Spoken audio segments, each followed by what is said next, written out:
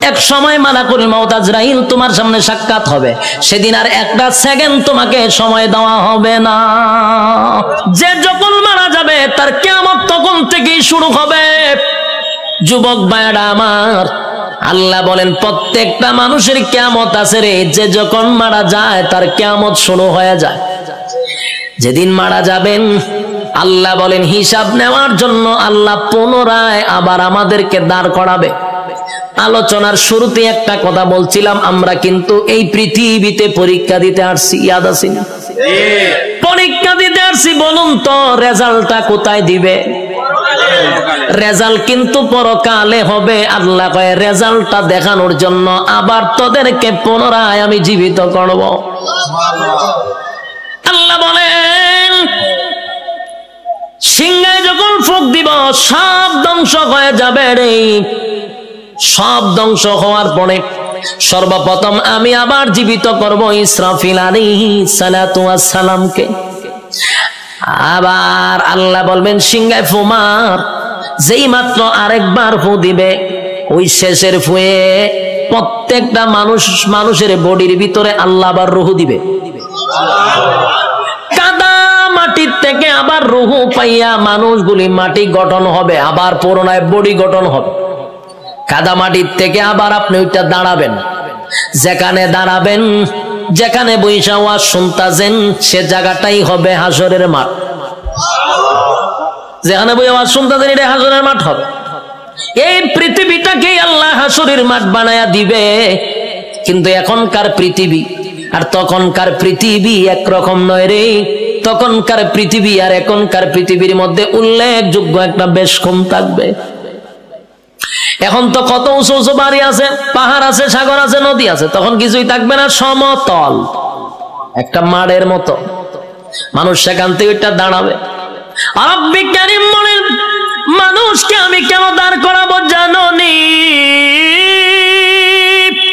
দুনিয়ার জমিনে পরীক্ষা দিছিলি আমি আল্লাহ, সেটার রেজাল্ট তোর হাতে ধরায়া দিব। মানুষ গিয়া জমা হবে হাসরের মাঠে। কেউ পানি পান করবে, কেউ কলিজা পাটা পিপাসা লইয়া হাসরের মাঠে দাঁড়ায়া থাকবে। একদিন নয় রে, 2 দিন নয়, 50,000 বছর দাঁড়ায়া থাকতে হবে। সাধারণ কথা না, সাধারণ কথা না। পানির পিপাসায় জিহ্বা কুকুরের মতো বাহির হবে। আল্লাহর পয়গম্বর বরকতে হাত দিয়ে কাউকে পানি পান করাবে, আর কেউ পানি না পান করে হাসরের মাঠে দাঁড়ায়া থাকতে হবে। 50,000 বছর বাড়ির কাছে না। সূর্যের তাপে মানুষের মাথার মগজগুলি গলে গলে পড়বে, জিহ্বাটাও বাহির হবে। এই অবস্থায় যে কত হাজার বছর মানুষগুলি একটা সময় বিরক্ত হইয়া চিৎকার দিবে আর বলবে মালিক রে, জান্নাতে দেও না হয় জাহান্নামেই দেও, হাসরের মাঠে আর ভালো লাগে না, সেখান থেকে আমাদেরকে সরায়া দাও। আদম নবীর থেকে লইয়া ঈসা রূহুল্লাহ পর্যন্ত মানুষ সবার কাছেই যাবে একটু আল্লাহর কাছে সুপারিশ করার জন্য। আদম নবীও বলবে ইয়া রাব্বি নাফসি, ইব্রাহিম আলাইহিস সালাতু ওয়াস সালাম বলবে ইয়া রাব্বি নাফসি, নূহ পয়গম্বর বলবে ইয়া রাব্বি নাফসি, মুসা নবী বলবে ইয়া রাব্বি নাফসি। এইভাবে 1,02,24,000 পয়গম্বর ইয়া ঈসা আলাইহিস সালাতু ওয়াস সালাম পর্যন্ত সবাই একটা কথা বলবে ইয়া রাব্বি নাফসি। আমার কি উপায় হবে? আজকে আল্লাহর সামনে কথা বলার সাহস কোন নবীর হবে না। কথা বুঝতেছেন আমার? আল্লাহ এত রাগান্বিত। এই যুবক ভাই, আলোচনার শুরুতেই বলেছিলাম আল্লাহর নাম রহমান, দয়া মায়া বেশি। কিন্তু আল্লাহর গজব আমরা এখনো দেখি নাই, সেটা হাসরের মাঠে দেখব। আল্লাহ সেদিন কাহার রূপ নিয়ে দাঁড়াবে। সেদিন আল্লাহর সামনে কথা বলার সাহস কোন নবীরাও পাবে না, শুধুমাত্র কেবলমাত্র আমাদের নবী ছাড়া। আদম নবীর থেকে লইয়া ঈসা রূহুল্লাহ পর্যন্ত একটা কথাই বলবে ইয়া রাব্বি নাফসি। আমার কি উপায় হবে গো? আল্লাহ খালি তোর তর্জন আর গর্জন দিবে, তর্জন আর গর্জন দিবে, আর বলবে নাফরমানরা আমার নিয়ামত খেয়ে আমার নাফরমানি করছস, আজকে দাঁড়া কেউ কথা বলবে কিনা। আল্লাহ সেদিন বলবেন লিমানিল মুলকুল ইয়াউম, এই পৃথিবীর রাজা বাদশারা দাঁড়া, হামাইন্নারে ডাক দিব, নমরুদ্দারে ডাক দিব। আল্লাহ সেদিন বড় বড় ক্ষমতাশীলরে ডাক দিবে, নমরুদ্দা দাঁড়া, ফেরাউন্না দাঁড়া। আল্লাহ বলবেন সাজ্জাদ দাঁড়া। আল্লাহ এইভাবে আবু জাহেলকে ডাকবে, যত জালেম শাসক আছে সবগুলাকে আল্লাহ সেদিন ডাক দিবে। ভারতের দাদারেও ডাক দিব, ওয়াংশাংশচিরেও ডাক দিব, বুসারেও ডাক দিব, সবাইরে ডাক দিব। বেডাগিরি তো কম দেখাইছ না, আজকে দেখা কথা কন্যা দি। বেডাগিরি যারা বাংলাদেশও করো তারারও কিন্তু ডাক দিব, দাঁড় করাইব, দাঁড়া বেডাগিরি কম করছ না, নির্দোষ আলেমদেরকে সাইজ করছো, দাঁড়া আজকে দেখি তোর ক্ষমতা কতটুকু আছে। দাঁড়া, ক্ষমতা দেখকে লই আমি দাঁড়া। কেউ কথা বলবে না, নিস্তব্ধ হয়ে যাবে। কথা বলার সাহস আছে নি কেউ? এখন এনে কত বেড়াগিরি, এখন বেড়াগিরি অভাব নাই। সেদিন কেউ কথা বলবে না, কেউ কথা বলবে না। আল্লাহ তখন নিজেই কইব লিল্লাহিল ওয়াহিদিল কাহার, আজকের একমাত্র ক্ষমতা আমি আল্লাহর। এই ভয়াবহ পরিস্থিতিতে কেউ কথা বলার সাহস পাবে না। আল্লাহ নিজেই কোরআনে বলেন ইয়াউমা ইয়াফিরুল মারউ মিন আখিহি ওয়া উম্মিহি ওয়া আবি ওয়া সাহিবাতিহি ওয়া বানি। কিয়ামতের মাঠটা এমন হবে, মা তার সন্তানের পরিচয় দিবে না, সন্তান মার পরিচয় দিবে না, বাবা তার সন্তানকে চিনবে না, পরিচয় দিবে না, চিনলেও পরিচয় দিবে না, বালকেরা চিনবো পরিচয় দিত না, স্ত্রী তার স্বামীরে পরিচয় দিবে না। কেন দিবে না? একটা নেকির কারণে। যদি আমার কাছে নেকি চায়, কেউ কাউরে পরিচয় দিবে না। সেদিন কি কোন পীর সাহেব তার মরিদানের পরিচয় দিব? কথা হয় না দি না, পীররা গিয়া কি মরিদানটা তালাশ করবো? পীরও বলবে ইয়া রাব্বি নাফসি। সাধারণ জনগণ যে স্লোগান দিবে, পীরও সেই স্লোগান দিবে, কারণ পীরের ক্ষমতা দুনিয়াতে আছে গরু ছাগল খাওয়ার, কিন্তু পরকালে এই ক্ষমতা নাই। পরকালে ফিডার ছুটে দৌড়াইব খালি। যুবক ভাই, কিয়ামতের মাঠে কেউ কারো হবে না।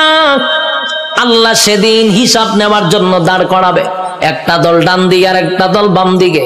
আল্লাহ যার কাছে হিসাব চাইব, রেজাল্ট যার হাতে দড়াইয়া বলবে হিসাব দে, আল্লাহর কসম জান্নাতের গ্রাণও সে পাবে না। আমার কথা বুঝতেছে? আজকে এই কথাটা সারা জীবন ইয়াদ রাখবেন। আল্লাহ যার কাছে হিসাব চাইব, হে কোনদিন জান্নাতে যাবে না। হিসাব দেওয়ার মতো যোগ্যতা কারো নাই। আল্লাহ যারে জান্নাত দিব বিনা হিসাবই দিব। সুবহানাল্লাহ। যারে জান্নাত দিবে গো বিনা হিসাবে জান্নাত দিবে, কারণ হিসাব চাইলে বান্দা আটকা পড়ে যাবে। হিসাব চাওয়া মানেই হলো বিপদে পড়ে গেছ। আল্লাহ বামপন্থীদেরকে হিসাব নিবে। দুইটা দলে যখন মানুষ দাঁড়াইব, আল্লাহ তখন ফেরেশতাদেরকে বলবেন নাফরমান গুলাকে জিগা 24 ঘন্টাদের সময় দিছিলাম কোন কাজে ব্যয় করছে, আমি যে যৌবন কাল দিছিলাম কোন কাজে ব্যয় করছে, হিসাব দিত গ। হিসাবে আটকা পড়ে যাবে। আল্লাহ তখন ফেরেশতাদেরকে বলবে এটি নাফরমান, আমার দেওয়া নিয়ামত খাই আমার নাফরমানি করছে। আজকে তার হাতটারে লোহার মতো শক্ত করে দেয়, বাম হাতটারে লোহা বানাবে, শক্ত হয়ে যাবে। আল্লাহ কয়টার ব্যাখ্যা করবো, কয়টা বুক বরাবর ঢুকা, বুক ছিদ্র করে, কলিজা ছিদ্র করে, পিছন দিকে টেনে বাম হাতটা বাহির করবে। নাউজুবিল্লাহ। বাম হাত বুক ছিদ্র করে পিছন দিকে বাহির করার পরে এবার হাত চলে গেল পিছনে, মাথা কিন্তু সামনে। আল্লাহ এবার দিব আমলনামা, ওই যে রেজাল্ট দুনিয়াতে যে পরীক্ষা নিছিল এই রেজাল্টটা হাতে দিবে। ফেরেশতারা কইবে আল্লাহ হাত পিছনের চেহারা সামনে। আল্লাহ কয় নাফরমানের চেহারাটা ভাঙ্গা মস্কাইয়া এরপরে পিছনে নিয়ে যা। যুবক ভাই, প্রথমে বলেছি আল্লাহর মায়া দয়া বেশি গো, তেমনি ভাবে আল্লাহর আযাব আর গজব বেশি রে। বাম হাতটা বুক বরাবর ঢোকাইয়া পিছন দিকে বাহির করিয়া গাঁটটা মস্কাইয়া ভাঙ্গা পিছনের দিকে নিবে, মরবেন না কিন্তু, কারণ মরণ নাই। গার ভাঙ্গা পিছন দিকে নিবে, নিয়ে আল্লাহ কইব নে রেজাল্টটা দেখ, ক্লাসও বইয়া কি করছিলি বান্দা একটু দেখ। বান্দা দেখবে আর বলবে মালিক রে, আমার প্রতি তুমি বেইনসাফি করো নাই, ইনসাফের বিচারটাই করছো।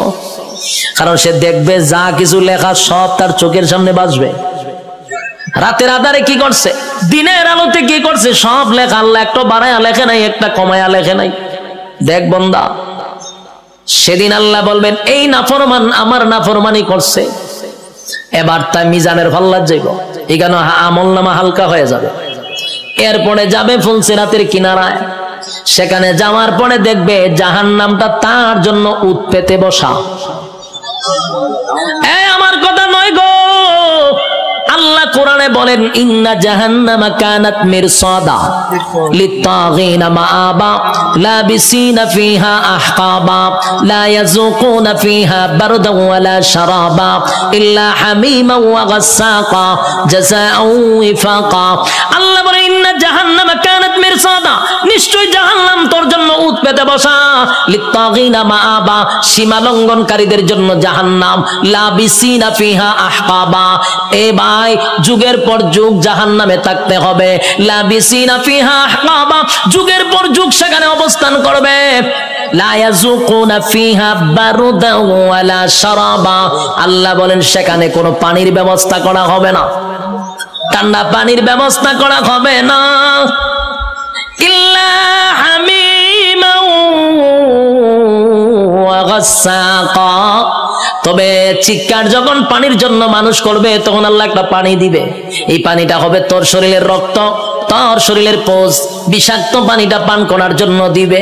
পানি গরম টকবক, পানিটা পান করার পরে জাহান্নামীদের নারী বুড়ি সব বাহির হয়ে যাবে পায়খানার রাস্তায়।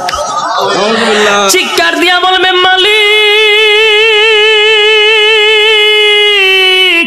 এমন পানি তো তোমার কাছে চাই নাই গো, এমন পানি তো তোমার কাছে চাই নাই, তোমার কাছে চাই নাই। এটা কেমন পানি দিলা, বেদনা বিষাক্ত বেড়ে গেল। আল্লাহ তখন যে জবাবটা দিব এর থেকে আরো ভয়ানক জবাব। আল্লাহ কয় জাযাআও ওয়াফাকা, বান্দারে এটা তোর কৃত কর্মের পূর্ণ ফল। এতক্ষণ ভাই যে শারীরিক কষ্ট, এই কথাটার কারণে মানসিক কষ্ট বেড়ে যাবে। আল্লাহ কয় এখন মজা বুঝ কেমন লাগে, আমার দেওয়া নিয়ামত খাইয়া আমার নাফরমানি করছ, আজকে মজা বুঝ। আমি তোরে পানি দিছিলাম দুনিয়াতে, ঠান্ডা পানি, মিষ্টি পানি। গরমের সময় টিউবওয়েলের পানিটা তোর জন্য ঠান্ডা করে দিছিলাম, এই শীতের সময় পানি গরম করে দিছিলাম। এত নিয়ামত খাইয়া তো আমি আল্লাহরে একবার ডাক দেস নাই, আজকে কেন আমারে ডাকস? খা এখন বিষাক্ত পানি খা, মজা বোঝ কেমন লাগবো, আর কষ্ট বেড়ে যাবে। বুলাবাসীরা, একটা কথা মন গড়া বলি নাই এতক্ষণ, যা বলছি কোরআনের বাহিরে একটা কথাও বলি নাই। কোন গল্প বলার জন্য আমারে আনেন নাই, আর আমিও কোনো মাহফিলে গল্প বলিও না। যতক্ষণ বসছেন কোরআনের বাহিরে কোনো কথা শোনেন নাই। শেষ কিছু সময়, আমি আর সময় লম্বা করব না, কিছু সময় আপনারা আমার দেন, আমি ফিনিশিংটা দিয়া দিই। এবার আর শোন, বিরক্ত হইতেছেন? হ্যাঁ, বিরক্ত হলে আমার ডাবল সুবিধা।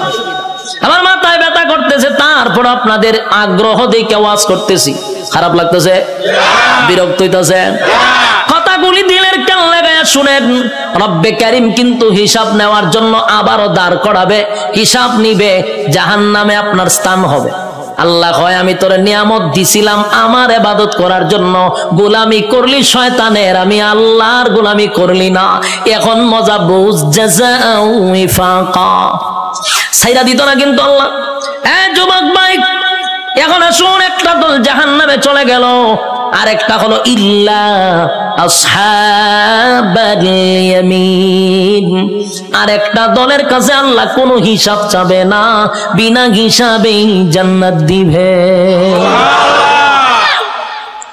বিনা হিসাবে জান্নাত, রব্বি কারীম বিনা হিসাবে জান্নাত দিবে গো। বিনা হিসাবে জান্নাত দিবে। ডানপন্থীদেরকে আল্লাহ ডান হাতে আমলনামা দিবে। ডান হাতে আমলনামাটা ডানপন্থীরা পাওয়ার পরে খুশিতে লাফাইতে লাফাইতে লাফাইতে থাকবে। এত আনন্দ কেন জানেননি? নিম্নস্থলের একটা জান্নাতির জন্য আমার আল্লাহ এই পৃথিবীর 10টা পৃথিবীর সমান জান্নাত রাখছে। আরো জোরে করে আল্লাহু আকবার, আরো জোরে আল্লাহু আকবার। ইমানের আওয়াজ দিয়ে বলেন আল্লাহু আকবার। রব্বে কারীম বলেন বান্দা শুন, এই পৃথিবীর 10টা পৃথিবীর সমান্তরে জান্নাত দিব, নিম্নস্থলের জান্নাতীরে 10টা পৃথিবীর সমান রাজত্ব দিব। ডান হাতে আমলনামাটা পাইয়া বান্দা লাফাইতে থাকবে আর বলবে মালিক আমি এত খুশি এত খুশি এত খুশি, এত আনন্দ আমি কোথায় রাখবো? লাফাইতে থাকবে। আল্লাহ কয় দাঁড়া, লাফাস কেড়ে। আল্লাহ আমি এত বড় নিয়ামত পাইছি, কোথায় রাখবো গো? আমি আনন্দ কোথায় রাখবো? দুনিয়ার মানুষ 10 কেজির একটা কাপ বিশ্বকাপ পাইয়া সারাটা দেশ আনন্দে লাফানো শুরু করে, আর আল্লাহ কয় গোটা পৃথিবীর 10 পৃথিবীর সমান এক একটা রাজত্ব দিব। খুশি কম না বেশি? খুশি হওয়ার আরো কারণ আছে।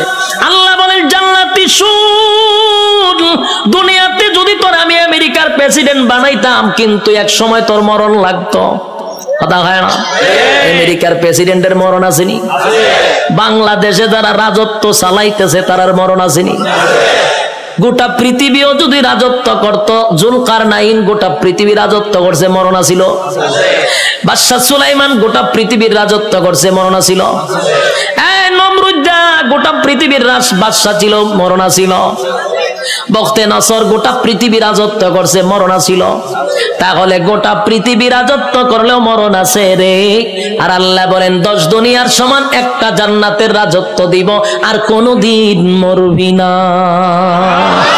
একটা জবান বন্ধ রাখবেন না, বলুন সুবহান। মরণ নাই, এর থেকে বড় আনন্দ আসেনি? মরণ নাই, মরণ নাই, মরণ নাই। জান্নাতে ঢোকার পর আর মরণ নাই। আল্লাহ কয় দাঁড়া, মরণ নাই। আরো খুশিতে লাফাইব। এত আনন্দ কোথায় রাখবো? এখন আর মরবো না। আনন্দের সুরে লাফাইতে থাকবে। আল্লাহ কয় দাঁড়া, লাফাইস না, আরো আছে। আল্লাহ কি আছে? বলে আর কোনদিন তুই বৃদ্ধ হবি না। পৃথিবীর কোন মানুষ কি বৃদ্ধ হতে চায়? কথা হইনা দি, কেউ বৃদ্ধ হতে চায় না। সাদা দাড়ি লইয়া সেলুনে যায়, গিয়া দেখবেন কালার কইরা খালা বানাই লইয়া পড়ে। যদি জিগায় কালা করছত কেন নাইলে বুড়া দেখা যায়, তাহলে তার উদ্দেশ্য কোনো বুড়া হতে চায় না। বুড়া হতে চায় না রে। পৃথিবীর কেউ বৃদ্ধ হতে চায় না, বুড়া হতে চায় না। আল্লাহ কয় বুড়া হন লাগবো। কথা কোন ঠিক নেই? উপর দিয়া যতই কালো করো, ভিতরে বুড়া হইতেছে নি, চামড়া ঢিল হইতেছে। বৃদ্ধ হতে হবে। আল্লাহ কয় জান্নাতের ভিতরে নিয়ামত হলার কোনদিন বৃদ্ধ হবি না। 32 বছরের হায়াত দিব, কোনদিন বয়স 33 হবে না। আমার কথা বুঝছেন নি? বয়স কত হবে? 32 হবে, আর কোনদিন 33 হইতো না। বয়স আর বাড়বেও না কমবেও না, এইভাবেই থাকবো। যৌবন কমবেও না বাড়বেও না, প্রথম যেমন ছিল এমনই থাকবে। আল্লাহ বলেন আমি তনে কমপক্ষে 60 হাত লম্বা বডি বানায়া দিব আদম নবীর মতো। সুবহান। আল্লাহ বলেন কণ্ঠ দিব দাউদ নবীর মতো। আল্লাহ বলেন সৌন্দর্য দিব ইউসুফ নবীর মতো। চরিত্র দিব মুহাম্মাদুর রাসূলুল্লাহর মতো। এতগুলা নিয়ামত দিয়া আল্লাহ বলেন জান্নাতের ভিতরে নিম্নস্থলের একটা জান্নাতীরে কমপক্ষে বউ দিব, কমপক্ষে 72টা। এটার আওয়াজটা কমে গেছে কেন? বউ দিব, এরপর আপনার খুশি না? ঘটনা না বউ উনলে ডরান। আর কেমনে খুশি? তখন মানুষ নির্যাতিত হইলো বউ দিয়া, হইতে পারে না, সইতে পারে না। বাস্তব না বাস্তব? সারা বাংলাদেশে খালি নারী নির্যাতন, পুরুষ নির্যাতন দেওয়া, এটা নিয়ে কোনো মাতামাতি নাই। এমপিরা পর্যন্ত ঘরের এমপির কাছে মাথা নত হইরা লায়, নির্যাতিত। কিন্তু এটা নিয়ে সরকার কোনো মাথা কামায় না। এর লিগে মানে বিয়ার কথা হলো ডরায়, ঠিক নেই? একবার হাত তুলে আল্লাহ আমার তুমি নেও, আমার নেও, আমার নেও, আমি আর থাকতাম না। বউ উঠতেছে রেখো আল্লাহ আমারও লিয়ে যাবো, তুমি দেখো তার মরে কিতা করতাম, ওইটা কিতা বলে তুই যখন আমার সাথে যাবে তার মরতাম কে আমি, তোর অশান্তিতে তুই আমি আল্লাহর কাছে পারতো না যে মরতাম, তুই দেখে তোর সাথে আবার আমি যাইতাম, তুই গেলে আমি আর মরতাম কে। এখন বুঝেন বউ দিয়া কত অতিষ্ঠ হইছে, কি যন্ত্রণা। একেবারে আল্লাহর ওলির বউ কিন্তু একবার বালা না, কারণ রগ একটা তেরা করে আল্লাহ বানাইছে। আমি কিন্তু বুলাবাসীর কোন মহিলার প্রতি কথা কইতেছি না, আমি সারা বাংলাদেশের কথা কই, বুলা বাদ দিয়া নাহলে আবার মহিলার আন্দোলন করবো যে উজুর আর পাইছেন না, উজুর আর পাইছেন না। না মহিলার আমি আপনার দেশের মহিলাই দেখছি না, তা আমি মহিলার ব্যাপারে বদনাম করার দরকার আসেনি। মেয়ে আমার এলাকার কথা কইতেছি, কোন অসুবিধা আছে? আল্লাহ কয় জান্নাতে বউ দিব ওরা, জুড়ে কন ৭২ নিম্ন স্থলের জান্নাত, কোন রকম যারা জান্নাতে গেছে। আর স্পেশাল যদি হয় কিতা বুঝুন, বউর অভাব পড়বনি। জান্নাতের বউগুলা কেমন হবে? দুনিয়ার বউ নয় রে, দুনিয়ার বউ যত সুন্দরী হোক, প্রথম দেখার পরে আস্তে আস্তে বয়স বাড়ে, বাচ্চা কাচ্চা হওয়ার পর ভালো লাগে না, আস্তে আস্তে আকর্ষণ কমেনি, যেটা বাস্তবিটা কই না কেন আল্লাহ নিজে হইতে যে আকর্ষণ কমবে। কিন্তু জান্নাতি একটা হুর দিলে এর ভাই যে প্রথম চাইবেন 40 দিন সাওয়ার মধ্যে যাইব গা, সুবহানাল্লাহ। এই যে চাইছেন এই সাওয়ার মধ্যে 40 দিন শেষ, আল্লাহ কি পরিমাণ সুন্দর দিয়ে বানাইছে, সুবহানাল্লাহ। আল্লাহ রাসূল বলেন কোন হুর যদি থুতু ফালাইতো আটলান্টিক মহাসাগর, পুরা পানি মেশকে আম্বর হয়ে যেত গা। কোন হুর যদি হাত বাইর করে লাড়া দিত, সূর্য আর দরকার ছিল না, এটি যথেষ্ট। ওদিকে আমি খাইতাম নাম জায়গা এত নাম কয় একটাও ইয়াদ থাকে না, লাস্ট গুরুর ইয়াদ আছে। তো এই লোক যখন এতগুলা নাম কইছে, চিন্তা করলো এতগুলা নাম কইছে কোনটা কম, আচ্ছা সব লইয়া যা। মেসিয়ারে আনতেছে, টেবিল সাজাইছে, খাইতেছে, খানা দেখকে মেসিয়ারে দে লক্ষণ বালা না। যে যিনি টেকা নে উনারে কি কয় ম্যানেজার, কেশিয়ার তো ম্যানেজার, ম্যানেজারের কাছে গেছে মেসিয়ারে গিয়ে কয় স্যার ওই যে লোকটা খাইতেছে দেখছেন নি? দেখছি তো। কাম না আমার একটা অনুমতি দেন। কি অনুমতি? কয়ের ইচ্ছা মতো কিন্তু ফিটাইতাম। ম্যানেজারে জিগা কাস্টমারে খানা খাইতেছে তুই ফিটাইতে কা? কয়ের লক্ষণ বালা না, যেই পরিমাণ খাইতেছে হিসাব দিতে পারতো না, তাই একটু ফিডামো। ম্যানেজারে কয় কাস্টমারের কাজ কি? খাওয়ান। তোর কাজ কিতা? দেওন। আমার কাজ কিতা? হিসাব ল। তেহের খাওয়ান এ খাইব, তোর দেওন তুই দে, তুই মারতে কা? মেসির কথা তো ঠিক, আমার তো দেওন, আমি দিতে তাই। মেসিয়ারে দেয়, এ খায়। ম্যানেজারে কয় এ খাওয়া শেষ হইলে বলে আমার খাম। আমার কাজ কি? হিসাব নেওয়া। হিসাব না নিয়া, হিসাব না দিয়া বাড়ি তারবো, বাড়ি তারবো নি? যা পারে খাইতে থাক, তুই বাধা দিস না। ঠিক তেমনি ভাবে আল্লাহ বলেন দুনিয়াতে মানুষ যেই পরিমাণ কাম, কু কাম, দিনের কাম, রাত্রের কাম, সব কাম আমরা করি না? আমরার সাথে কিন্তু ফেরেশতা থাকে, 24 ঘন্টা ফেরেশতা থাকে। আমরার কাম কু কাম দেখে ফেরেশতারাও আল্লাহর কাছে কয় আল্লাহ একটু অনুমতি দেন। কিতা কয়? এর একটা আসার মাইরা জাগাত মুতায়া লাই। আল্লাহ জিগা ঘটনা কিতা? বলে যেই পরিমাণ করতা যে হিসাব দিতে পারতো না। আল্লাহও বলে তোর কাজ, এর কাজ আকাম কুকাম করন দেখুন, লিখতে রাখুন। আর এর কাম যত আকাম কুকাম করতে পারে, তোর কাজ কিন্তু ফিডন না। তোর কাজ দেখতে থাক, লিখতে থাক, যত কিছু আছে সবকিছুর হিসাব হইবা আমার কাছে। বন্দা যা পারে করো, হিসাব না দিয়া সামনে আগাইবার কোনো সিস্টেম নাই। কাজরের মাঠে আল্লাহ হিসাব নিব পাই পাই কইরা, সাইডা দিবনি।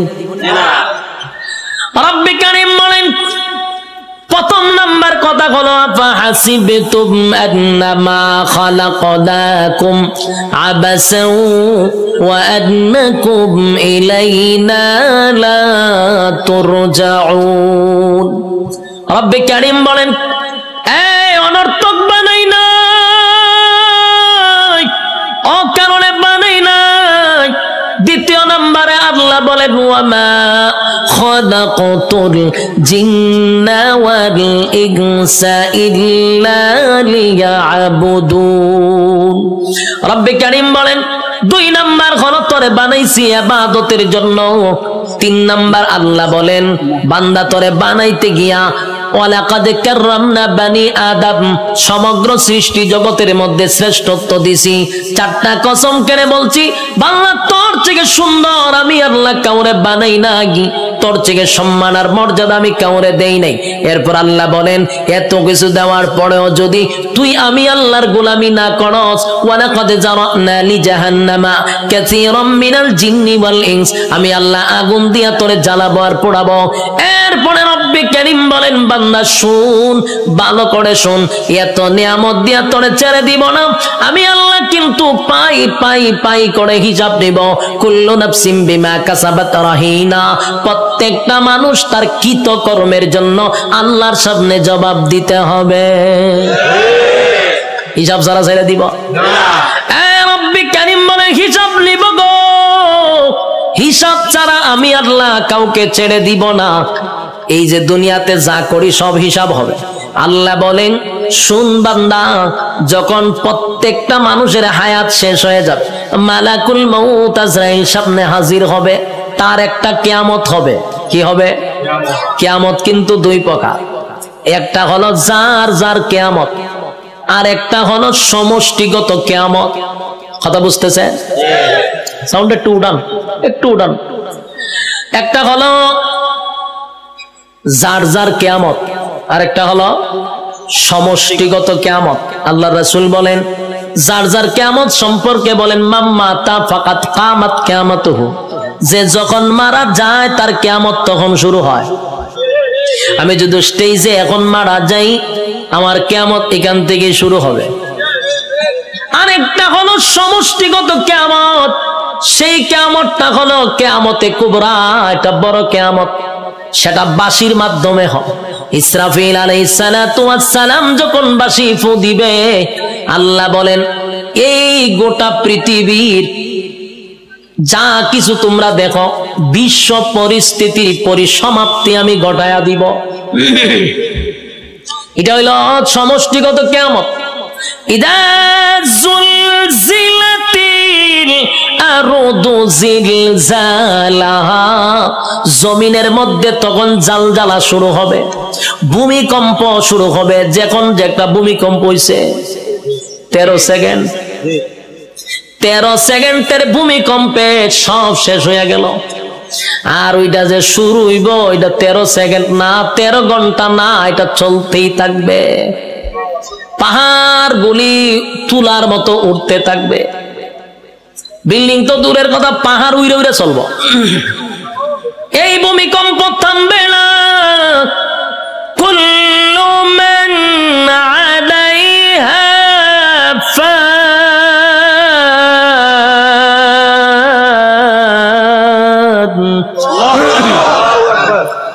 ওয়া ইয়াবকা ওয়াজহু রাব্বিকা যুল জালালি ওয়াল ইকরাম।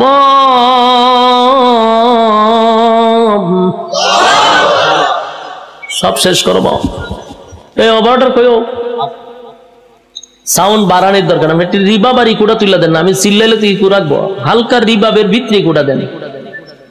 অত্যন্ত কিয়ামত শুরু করছিলেন মাইক মাহফিল, এখন হালকা একটু রিবাবটা ধরায় দেন আমার, যাতে প্রেসারটা গলাত না পড়ে। আল্লাহ বলেন কুল্লু মান আলাইহা ফান ওয়া ইয়াবকা ওয়াজহু রাব্বিকা যুল জালালি ওয়াল ইকরাম। চলবো। কুল্লু মান আলাইহা ফান, সব ধ্বংস হবে। ওয়া ইয়াবকা ওয়াজহু রাব্বিকা যুল জালালি ওয়াল ইকরাম, শুধু আল্লাহ ছাড়া সব ধ্বংস। আজরাইলও ধ্বংস, যে সিংহায় ফুক দিব সেও ধ্বংস হবে। মোট কথা কেউ থাকবে না। এটা হলো সমষ্টিগত কিয়ামত। আর প্রথম হলো যে যখন মারা যাবে তার কিয়ামত তখন থেকেই শুরু হবে। যুবক ভাইরা আমার, আল্লাহ বলেন প্রত্যেকটা মানুষের কিয়ামত আছে রে, যে যখন মারা যায় তার কিয়ামত শুরু হয়ে যায়। যেদিন মারা যাবেন আল্লাহ বলেন হিসাব নেওয়ার জন্য আল্লাহ পুনরায় আবার আমাদেরকে দাঁড় করাবে। আলোচনার শুরুতে একটা কথা বলছিলাম, আমরা কিন্তু এই পৃথিবীতে পরীক্ষা দিতে আসছি, ইয়াদ আছে? পরীক্ষা দিতে আসছি, বলুন তো রেজাল্টটা কোথায় দিবে? রেজাল্ট কিন্তু পরকালে হবে। আল্লাহ কয় রেজাল্টটা দেখানোর জন্য আবার তোদেরকে পুনরায় আমি জীবিত করব।